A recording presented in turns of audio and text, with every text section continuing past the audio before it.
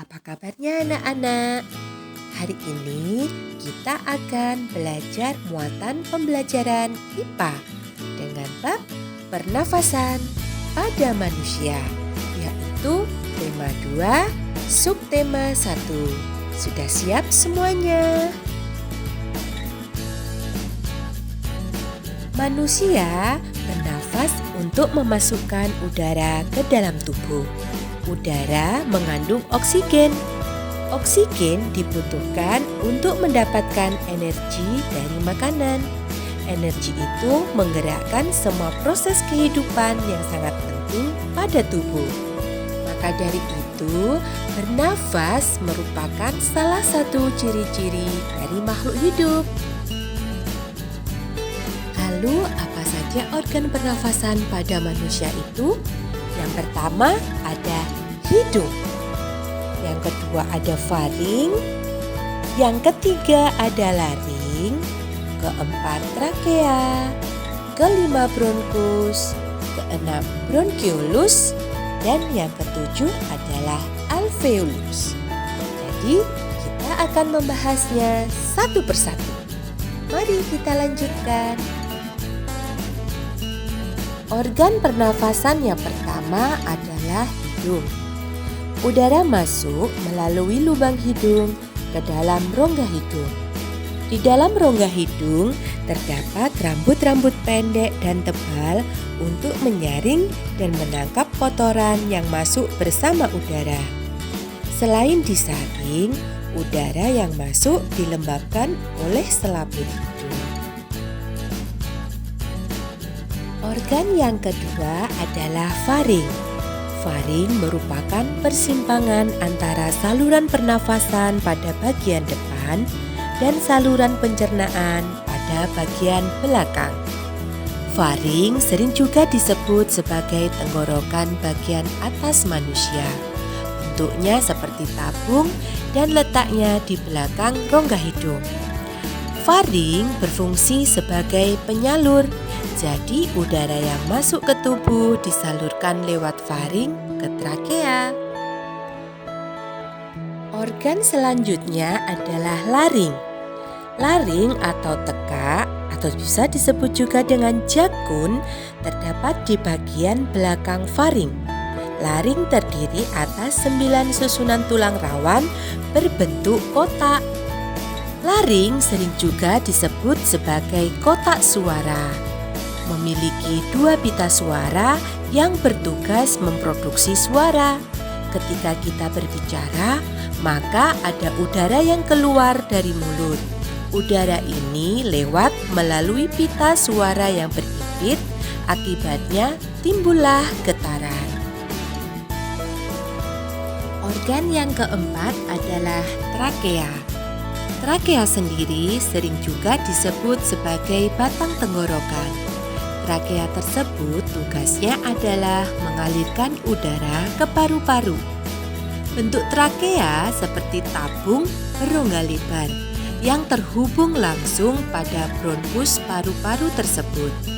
Trakea merupakan salah satu organ pernafasan manusia yang sangat penting. Pada trakea terdapat jaringan yang disebut silia yang akan bergerak dan mendorong keluar debu-debu dan bakteri yang masuk. Organ selanjutnya adalah bronkus. Bronkus merupakan percabangan dari trakea serta terdiri atas bronkus kiri yang menuju ke paru-paru sebelah kiri dan ada bronkus kanan yang menuju ke paru-paru sebelah kanan. Selanjutnya ada bronkiolus, merupakan percabangan dari bronkus. Bronkiolus bertugas menyalurkan udara ke alveolus. Selain itu, tugas lain dari bronkiolus adalah mengendalikan jumlah udara yang masuk ke paru-paru ketika kita bernafas. Organ selanjutnya adalah alveolus. Paru-paru terdapat kantong-kantong kecil yang disebut sebagai alveolus. Alveolus ini merupakan tempat bertukarnya oksigen dan karbon dioksida. Karbon dioksida akan dialirkan ke alveolus sehingga dapat dihembuskan keluar tubuh. Jadi pada proses pernafasan dimulai dari udara masuk ke dalam tubuh melalui lubang hidung, lalu masuk ke dalam batang tenggorokan yaitu faring, laring, dan dilanjutkan ke trakea. Kemudian dari trakea disalurkan oleh bronkus menuju ke paru-paru. Di dalam paru-paru, oksigen terserap ke dalam pembuluh darah halus.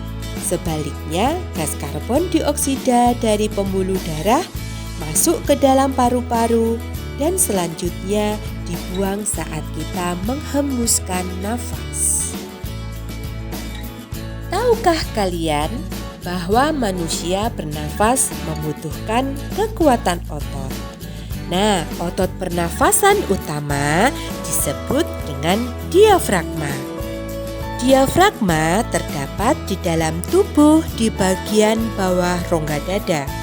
Diafragma berbentuk seperti kubah. Saat udara masuk atau saat kita menghirup udara yang disebut dengan proses inspirasi, diafragma akan berkontraksi menjadi lebih datar. Saat itu paru-paru membesar untuk dapat menampung udara yang kita hirup. Kemudian otot-otot tulang rusuk mengangkat tulang rusuk kita sehingga paru-paru membesar. Nah, sebaliknya pada saat kita menghembuskan udara keluar atau disebut dengan proses ekspirasi, otot diafragma akan relaksasi sehingga terlihat lebih melengkung dan otot tulang rusuk pun mengendur. Paru-paru mengkerut lagi ke ukuran yang lebih kecil dan menghembuskan udara pengap berisi karbon dioksida. Nah, itulah tadi proses inspirasi dan proses ekspirasi. Nah, itulah tadi tentang proses pernafasan pada manusia beserta organ-organ yang melaksanakan pernafasan. Selanjutnya silahkan disimak kembali videonya, kemudian dijawab pertanyaan-pertanyaan berikut ini. Akhirnya, terima kasih sudah melihat videonya. Jangan lupa like dan subscribe. Wassalamualaikum warahmatullahi wabarakatuh. See ya.